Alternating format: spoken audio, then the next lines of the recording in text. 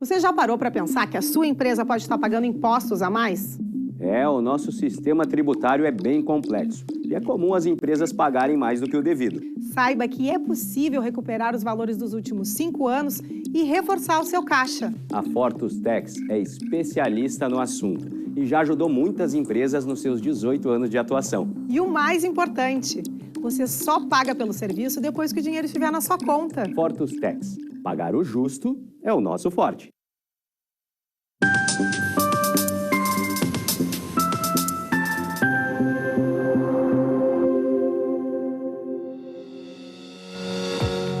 Olá, está começando agora o programa Papo Certo de hoje. Comigo, Amanda de Oliveira e Evanira Aguiar. E hoje é o Dia Mundial do Braille e da Hemofilia. Boa noite, sejam bem-vindos. O nosso programa, você sabe, vai ao ar de segunda a sexta às 8 da noite aqui na Ubra TV. E hoje vamos falar sobre transformação digital e negócios. Com tantas modernidades e avanços tecnológicos, é necessária uma mudança de mentalidade para as empresas. Mas como fazer isso? Quem vai esclarecer todas as dúvidas sobre o assunto é o Paulo Kenzerski, presidente do ITD. Boa noite, Paulo. Obrigado pela presença no nosso programa de hoje. Boa noite, Vanir, Amanda. Eu que agradeço a oportunidade. E você aí de casa já pode enviar a sua pergunta ou comentário através do nosso WhatsApp 51 3029 8080, que o Paulo vai responder aqui no programa. Já voltamos.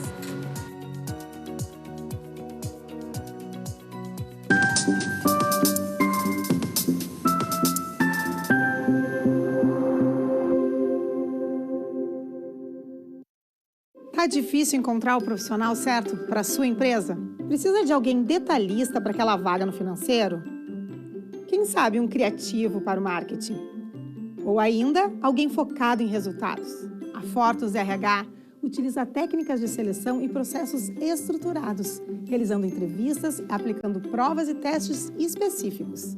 Tudo isso para buscar a pessoa certa para a vaga certa. Fortus RH. Conectar pessoas é o nosso forte.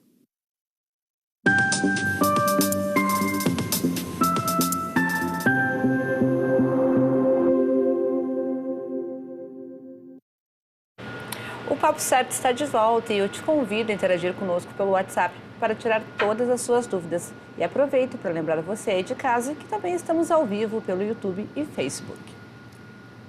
Paulo, para começarmos a conversa, o que é transformação digital? Bom, esse é um termo que ele já começa com um questionamento, né? O digital na transformação, ele passa muito a impressão que ele está focado em tecnologia, mas não é. Na verdade, é uma transformação dos negócios. Entre vários conceitos que existem, o que a gente gosta mais, né, e entende que seja o mais adequado, é uma transformação dos modelos de negócio, que passa por toda a empresa. Então, não é algo específico de um departamento, de um setor. Ele envolve toda a empresa para ela se transformar e, principalmente, atender o que o mercado exige, que é a experiência do consumidor. A transformação digital, ela começa pela mudança do modelo do consumidor. E isso é que está impactando todas as empresas. Primeiro vem a transformação, depois o digital. Exatamente. Normalmente, quando se fala em transformação digital, se imagina exatamente o oposto. O digital para depois a transformação. Se baseia muito na questão tecnológica, né? A minha empresa está digitalizando o negócio. Mas, na verdade, ela precisa entender pela ótica do consumidor, que ele que promoveu esse impacto todo, né? E, Paulo, por que hoje se fala tanto, então, em transformação digital? Bom, esse é um dos pontos que eu gosto de abordar, porque todo mundo fala, mas ninguém entende por que é agora, por que esse é o momento que está se falando. Então, se a gente for olhar toda a história da humanidade, né, desde a Revolução Industrial, não vou voltar até lá, porque a gente, né, levaria muito tempo, mas existem ciclos que acontecem a cada 20 anos. Vou pegar só dos anos 60 para cá, para ficar mais fácil o entendimento, né? Década de 60, os programas de qualidade. Japão pós-guerra, precisava mostrar para o mundo que seus produtos tinham qualidade e nasceu o programa de qualidade na Toyota, né? E o Rio Grande do Sul é uma grande referência no Brasil com o programa do PGQP, que foi, né, nasceu pelas mãos do Gerdau. Década de 80 foi o momento que as empresas precisavam fazer a sua integração total, conectar o chão de fábrica com RH, né, conectar a parte comercial com a tecnologia. E aí nasceram os RPs. Anos 2000, teve um grande momento que a gente considera o primeiro fake news da era moderna, né? Que era o problema do bug do milênio, que na verdade não aconteceu, e a gente chegou em 2020. Então a gente percebe que existe ciclos de 20 anos. Então 2020 é o momento da transformação digital. Por que este é o momento? Pela facilidade de conexão, né? A telefonia promoveu essa conexão, então o que a gente tinha dificuldade de assistir, de mandar um e-mail que demorava a chegar, de mandar um áudio, hoje a gente assiste uma novela, um filme, num trem, em qualquer lugar. Então isso proporcionou que as empresas pudessem se conectar. E essa conexão fez a transformação digital explodir, né? Muita gente associa com a pandemia, mas na verdade a pandemia é uma situação que aconteceu no meio de uma jornada. Acelerou isso. Ela acelerou. Isso aconteceu porque no momento que todo mundo, né, teve que fechar as portas, o varejo fechou as portas, a gente precisou se adaptar. Né? E aí houve a transformação que acelerou o processo. Em todas as áreas. Né? Em todas as áreas, né? A área de saúde, a educação, mas principalmente no varejo. E qual foi o impacto, então, na vida das pessoas e empresas? Você já trouxesse alguns exemplos, mas vamos discorrer mais sobre o impacto na vida das pessoas. Bom, o modelo tradicional das empresas era aquele modelo de abrir as portas, esperar o consumidor chegar, o consumidor entrava na loja, olhava produto, né? Mesmo já tendo a concorrência do e-commerce, existiam várias opções. Então, quem nunca comprou no e-commerce, estava acostumado a ir na loja, ele ia na loja. Na farmácia, no supermercado. Com a pandemia, a gente teve que fechar as portas da noite para o dia. E o que aconteceu? As empresas tiveram que acelerar essa transformação do negócio. Então, elas começaram a investir no e-commerce, começaram a usar o WhatsApp para venda, que não existia isso há 20 anos atrás. Então, a transformação digital, né, associada com o que aconteceu com a pandemia, ela acelerou muito essa transformação toda. A área de saúde é um exemplo, né? A gente tinha que ir no médico. E com a pandemia a gente passou a ter a telemedicina. A educação era a mesma coisa, a gente até sempre destaca isso. A gente não tem que comparar qual é o melhor modelo. A gente tem que entender que houve um momento que não existia a possibilidade de eu ir para uma sala de aula. E aí o EAD, o ensino à distância, que já existia há 20 anos, ele tomou uma proporção muito grande. Então, hoje a gente tem um modelo híbrido, né? Eu posso assistir aula online, eu posso estar presencial. Então, isso facilitou a adoção nas empresas. Enquanto a Revolução Industrial, por exemplo, levou 100 anos para atingir o mundo inteiro, a transformação digital vai levar 10 anos, né? Por conta da pandemia. Também tem algumas áreas que foram atingidas de forma reversa. Por exemplo, a questão da logística. Não é? A gente viu como se desenvolveu a parte física mesmo da logística, não é? Com novas tecnologias de gestão logística para dar mais agilidade nas entregas, não é? Isso, e a gente vê isso, um exemplo claro, que muitas empresas, elas transformaram o seu modelo de negócio. Tem algumas literaturas, alguns estudos que mostram que todas as empresas se tornam também uma empresa de logística. Por quê? Nesse modelo que o consumidor gosta, né, ele prefere na comodidade comprar em casa. Aconteceu com os aplicativos de comida, né? Nunca mais vai voltar ao normal como era antes, porque antes só existia aquela opção. Se eu quero comer uma pizza, um cachorro-quente, eu tinha que ir num lugar. Agora eu tenho uma outra opção. Então isso facilitou para o consumidor. Ao mesmo tempo trouxe para as empresas um potencial de crescimento enorme, né? Sim. Porque eu não dependo mais do meu espaço físico. Sim. E alguns negócios, aí eu trago a área de serviços, que foi... Enfim, como não tinha como se deslocar, hoje o teletrabalho é uma realidade que também veio para ficar e não voltará muito mais. Isso impactou diretamente na qualidade de vida dos profissionais, que tem todo um deslocamento que não vai ser necessário mais fazer, mas também para as empresas, como toda uma economia, até uma manutenção num tempo maior dessa sua equipe, não é? Porque leva mais conforto, também necessitou tecnologia. Aí que eu digo que veio a transformação e junto teve uma necessidade de desenvolvimento da tecnologia. Com certeza. A tecnologia... Por que esse é o momento da transformação digital? Porque a tecnologia está no momento propício, né?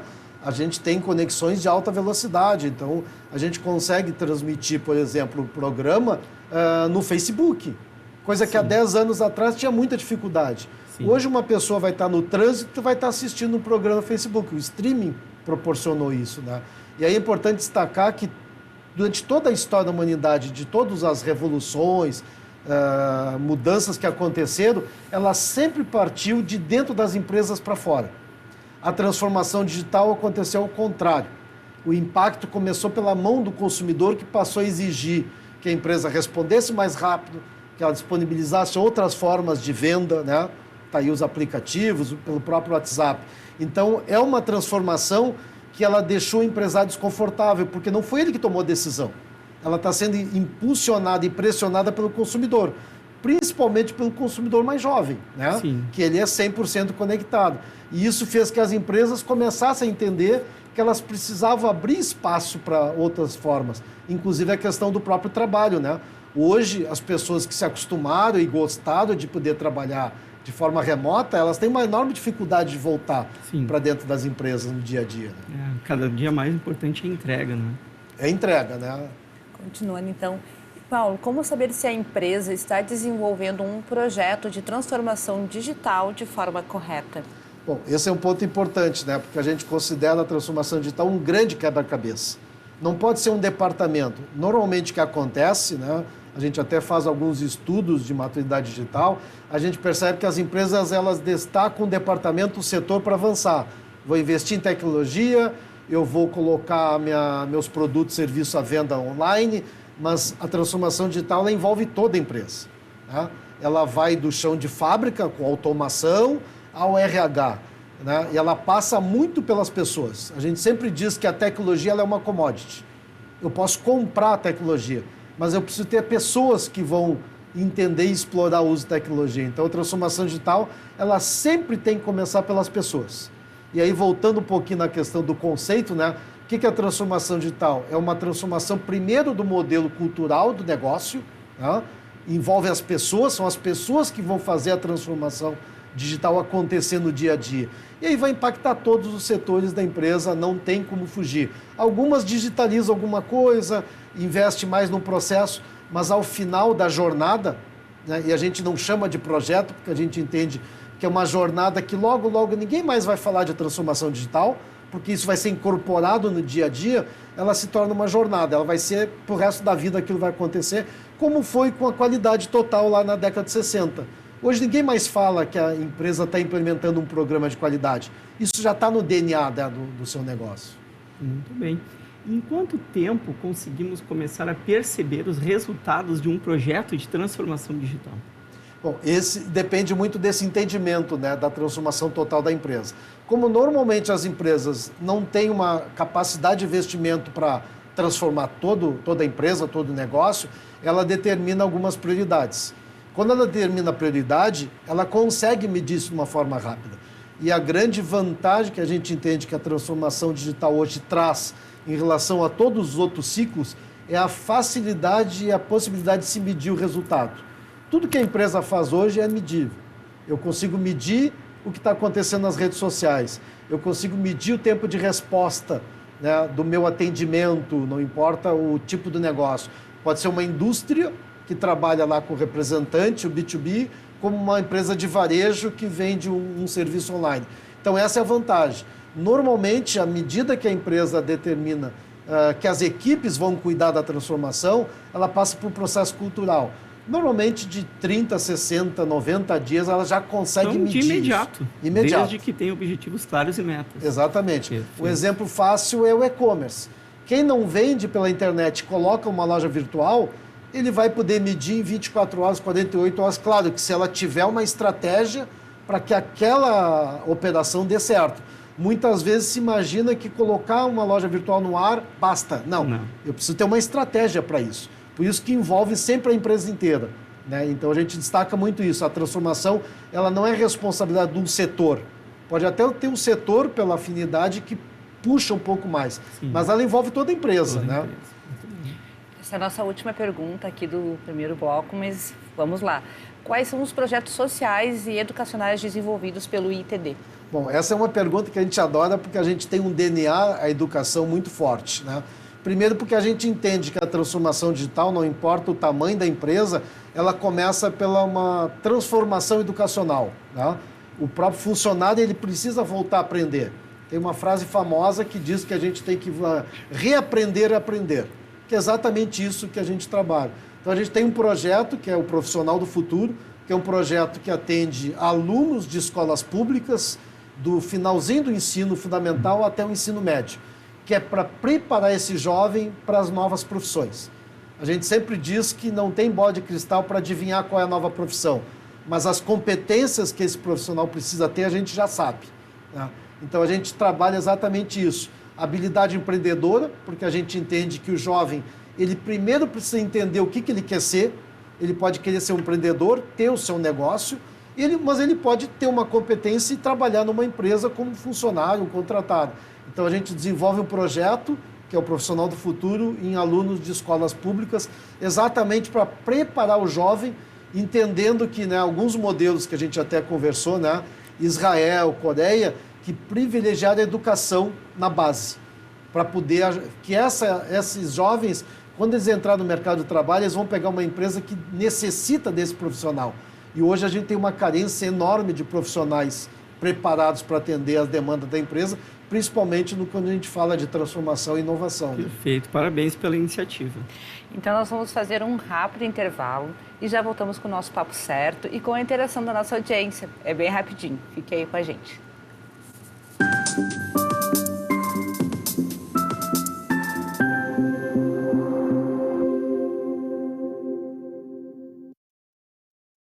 Em tempos de juros altos, margens reduzidas e incertezas, rever estratégias é fundamental para manter o seu negócio competitivo.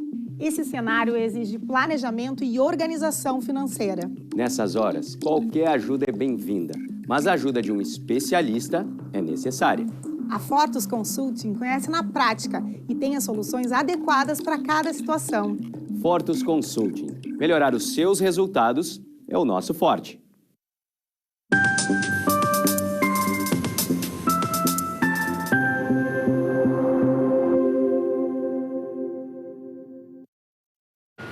Voltamos com um Papo Certo e aqui nós falamos sobre as diversas áreas do direito, empreendedorismo e saúde.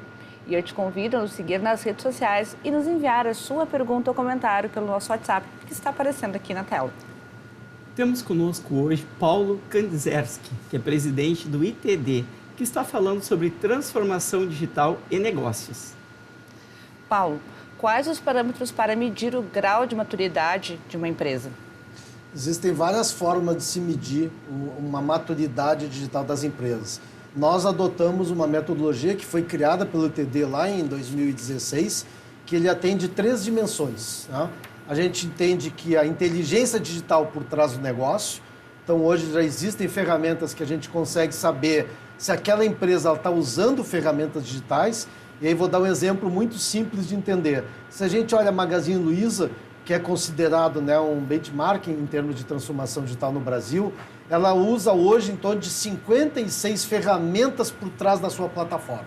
Né? Quantas? 56 ferramentas. 56 atrás da plataforma. Atrás da plataforma. Então, imagina se alguém disser, eu quero copiar o site do Magazine Luiza e fazer igual, ele vai criar só a parte visual, né? Que a gente consegue enxergar.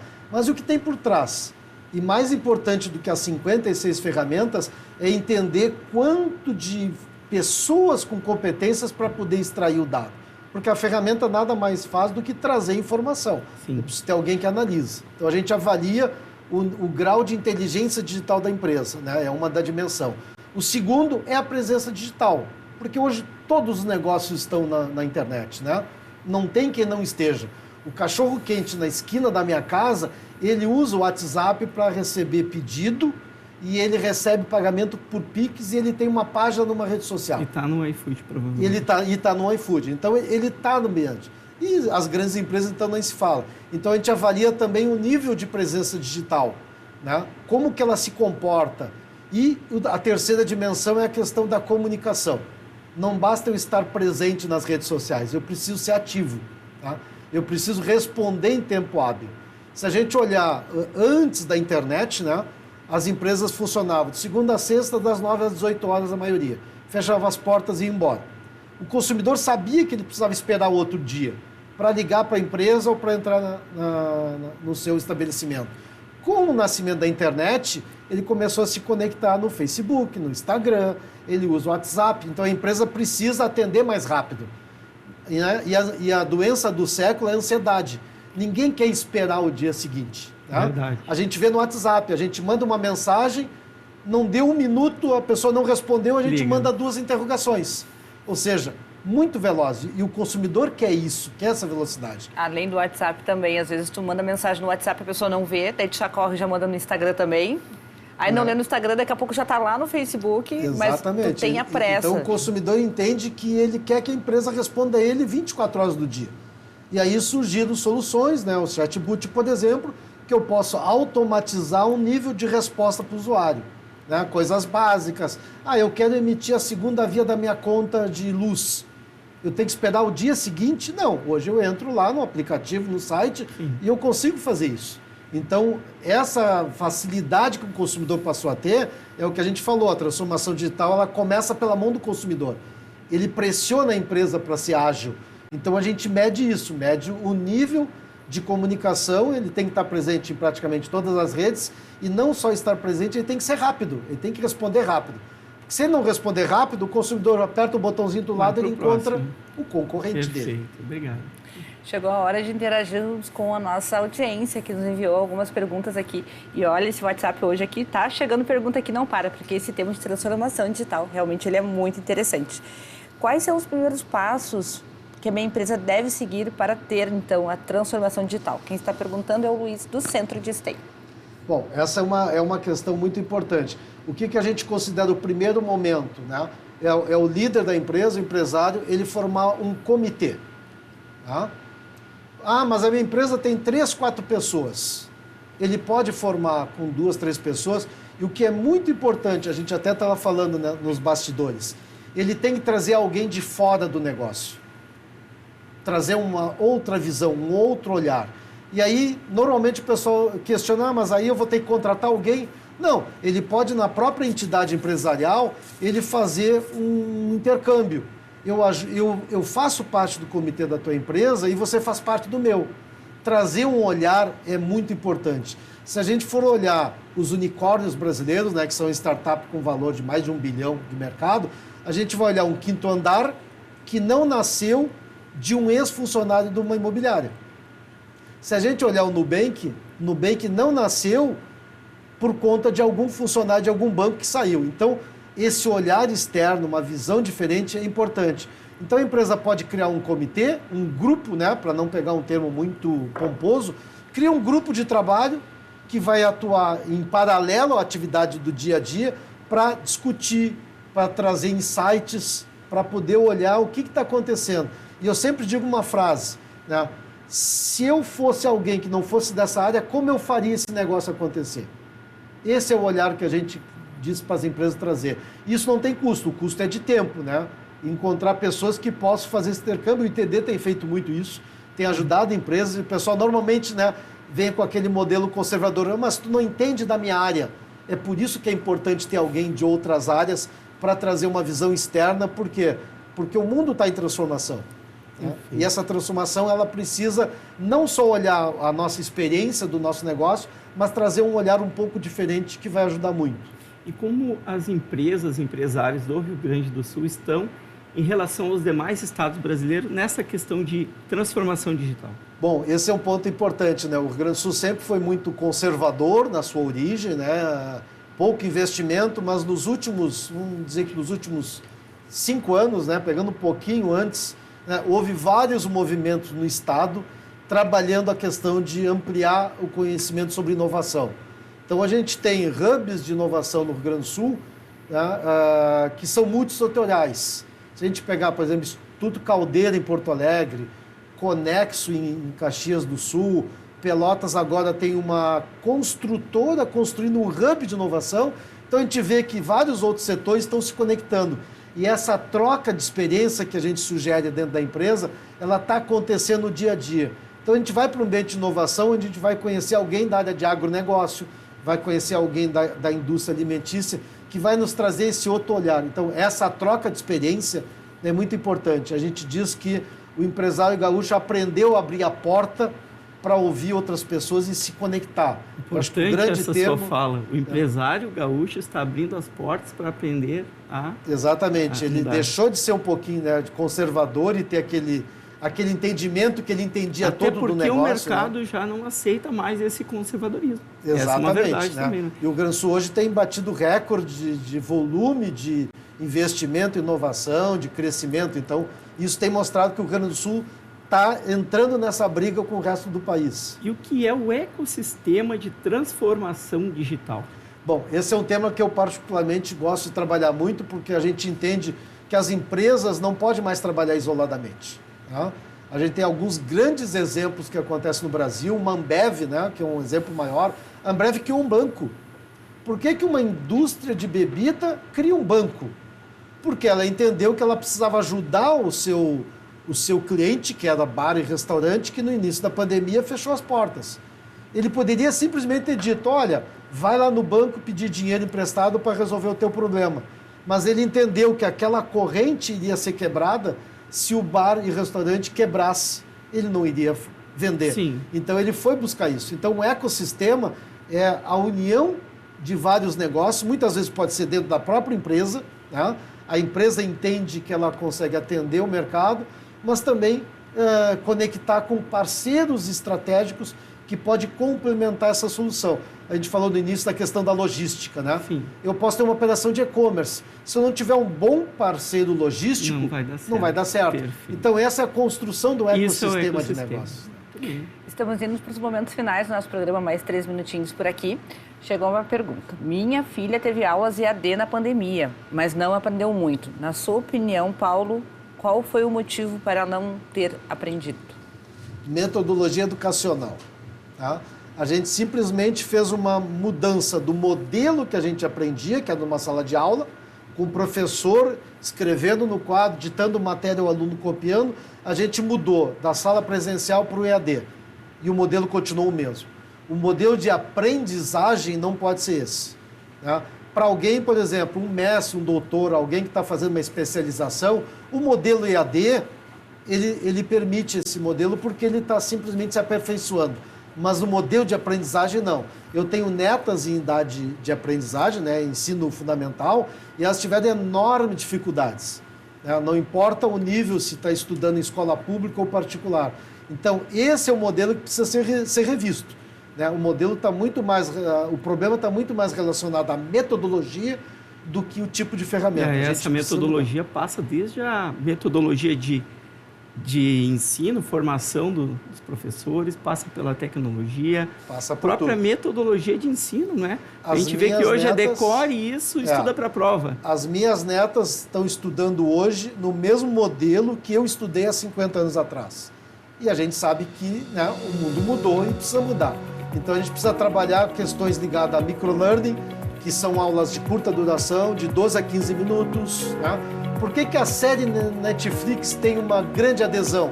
Porque a série dura 30 a 45 minutos. É rápido. Não é mais aquele filme de 2 horas. É isso aí, então. Eu quero agradecer ao Paulo, então, pelos esclarecimentos e por ter aceito o nosso convite. E eu agradeço hoje especialmente a Mariane Vera, que faz parte da produção do programa, e ao pessoal de casa pela audiência. E lembro que o Papo Certo é reprisado de segunda a sexta, às 7h30 da manhã, aqui na Ubra TV. E nós voltamos amanhã ao vivo para mais um Papo Certo com a fonoaudióloga Jaqueline Moreto para falar sobre as atribuições do fonoaudiólogo. E você também é nosso convidado, nós esperamos vocês.